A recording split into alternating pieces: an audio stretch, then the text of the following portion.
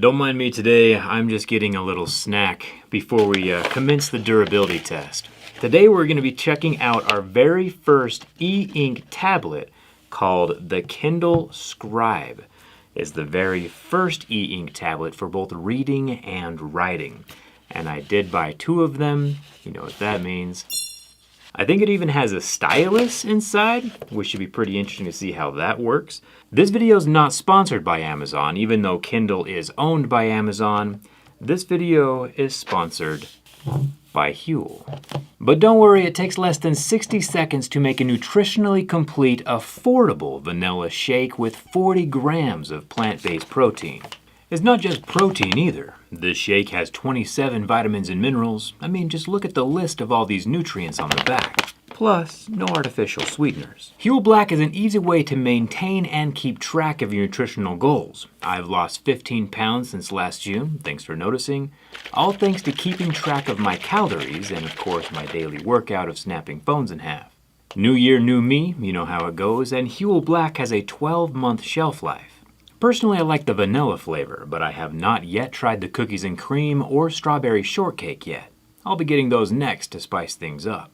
I like it because it's not super sweet like you might see with some other protein powders. If you want your own plant-based, affordable, nutritionally complete food, I'll leave a link down in the description, but you don't have to take my word for it. Over 270 million meals have been sold in over 100 countries. You'll even get a free t-shirt with your order, and huge thanks to Huel for sponsoring this video. Now that I've refueled with my healthy vanilla shake from Huel, it's time to see if an e-ink tablet can survive a durability test.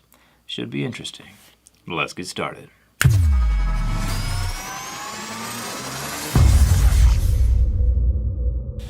Now, tablets with e-ink displays have been around for a really long time, and are actually pretty fairly priced.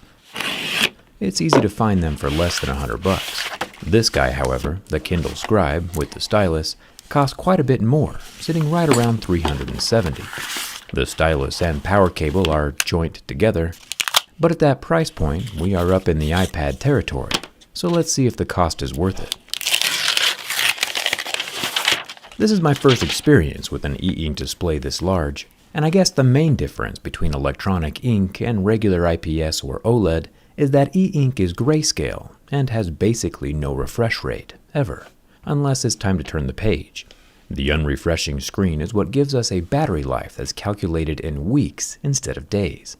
It comes with 16 shades of gray, I guess 50 shades costs extra, and it actually does a pretty good job of displaying images, in black and white of course. The 10.2-inch screen has a density of 300 pixels per inch, which is about the same as what we saw on the iPhone 11. So there's pretty solid clarity.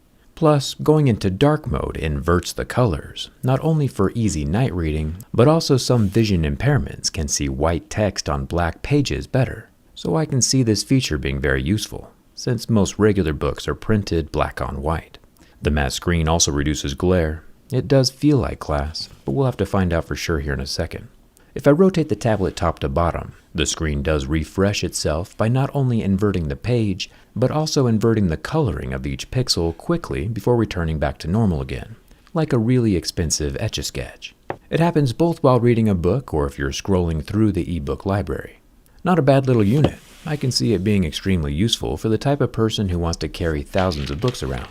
I was surprised to learn, however, that even though you might purchase a book from Amazon, you don't actually own it. You're only buying permission to read the title. The title's not actually yours. So there is some merit to just getting a physical copy, but then again, it all just goes back to how many books you want to fit in your pants. Everyone's different. It's also surprising to see that the matte screen is also made from plastic, with scratches appearing at a level 3 and deeper grooves at a level 4. It's definitely not glass. There is no camera on this unit, which is nice. The real differentiator from this e-ink e-reader from others is the stylus. It's got a removable tip and the ability to take notes. Not directly on the page itself, however, but as a small post-it note type thing that's saved as an icon wherever you're inserting the note. Pressing the button on the sides allows me to highlight instead of write. This would definitely be more useful on PDFs or forms, which the scribe can also do. While taking notes, however, fingers cannot do any of the drawings, and I think we should find out why. Especially since this stylus supposedly never needs to be charged and has no internal batteries of its own. How does the screen know where the stylus is at? It's all done with very similar technology to what we find in Samsung's S Pen stylus, a coil of copper wires around the tip that can accurately be detected by a wire mesh behind the pixels. In the far end of the stylus, near the digital eraser, we find some magnets, whose only job is to hold the pen to the edge of the tablet. Kinda forgot to show this beforehand, so just use your imagination to see the rest of the pen still attached. The body of the e-ink e-reader is pretty simple. Bare metal on the right side, and bare metal on the top side. I guarantee there's a grandma who's watching right now for the first time and is very confused. On the left side we have the USB-C port, which you won't be using much, since a single charge can last up to 3 months. We also have a metal power button, all made with 100% recycled aluminum. Thumbs up for that. Nice work, Kindle. The bottom of the scribe is also metal, and there are some interesting features on the back. Little rubber foot pads at each corner, which are actually quite nice, very securely attached to the panel, and they do a very good job of elevating the reader when it's set down. A slightly more quality experience than just having the bare metal rest on a table or desk, kinda like built-in coasters.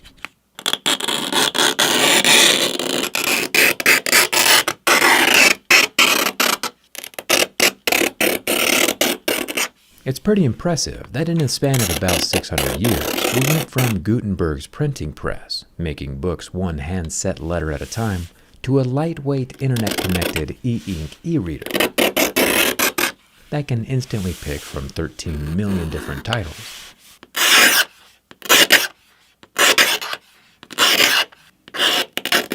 Technology changes pretty fast. The scribe is pretty cool and definitely has its place, but I don't think that physical books are going anywhere anytime soon. I know the biggest question on your mind when clicking on this video is what happens to an electronic ink display during the bin test? And let's find out. We know that LCDs go black and usually recover, OLEDs go white and usually don't recover, and e-ink, well, it looks like this e-ink display does nothing under the heat from my lighter. There is a slight ripple of melted plastic on the top, but the screen itself is unfazed and undamaged. I'm impressed. The picture you keep seeing, by the way, is a sculpture on a hilltop in Ohio that the author thinks was made by a very advanced civilization on Earth about 10,000 years ago, which got wiped out at the end of the last ice age. I'm not normally a conspiracy theorist, but this one's actually pretty interesting. And with a tablet this thin, the bin test should also be interesting. With the price of an iPad, let's hope this Kindle Scribe is durable.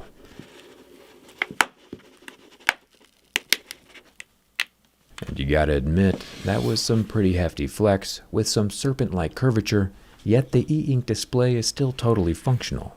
The frame is a bit crinkly now, but no catastrophic damage has occurred so far. Super impressive. Bending from the front, however, yields different results. While no physical cracks have appeared, it does look like half of the display is now unresponsive. Black and white streaks running down from the right side corners, but the left half of the tablet is still displaying text, although unresponsive. Let's find out why. Taking off the back cover is easy enough. No screws or glue to worry about. The dual cell battery takes up most of the real estate inside of this thing, all 3,000 milliamp hours of it. The rest of the guts include the motherboard and a rather thick display. Apparently this thing is backlit with 35 LEDs that shine through the e-ink to illuminate the pixels at night. Very similar to the QLED technology we see on Samsung TVs, but illuminating grayscale instead of colors. Separating the outer plastic from the pixels reveal that there is actually quite a bit of glass inside, so the screens are crackable even if glass isn't on the exterior. There is one additional layer between us and the pixels, which are still amazingly turned on. These 16 shades of gray don't mess around. Apparently, when the pixels are flipped to black or white, they stay in that orientation forever. Even in death, this e-ink display is taking its job seriously. The words and letters are permanently etched onto the tablet's surface. Scratching past the layers of pixels, we can see a copper mesh that's used to find the stylus. Regular Kindles that don't have a stylus would also not have this mesh. It's very, very interesting. I hope any grandmas passing by haven't entirely lost their faith in this new generation. We do the durability test for science, of course, and the joy of learning new things. And Grandma, if you're looking for a much happier, non-destructive video, I'll link our off-road wheelchair project for kids that we just released last week. Definitely one of my favorite videos. Like I mentioned at the beginning, I do have an extra Kindle Scribe to give away. Just be subscribed and leave any comment down below. Any comment at all. I'm curious though, when was the last time you sat down and read a book? Let me know. And like always, thanks a ton for watching. I'll see you around.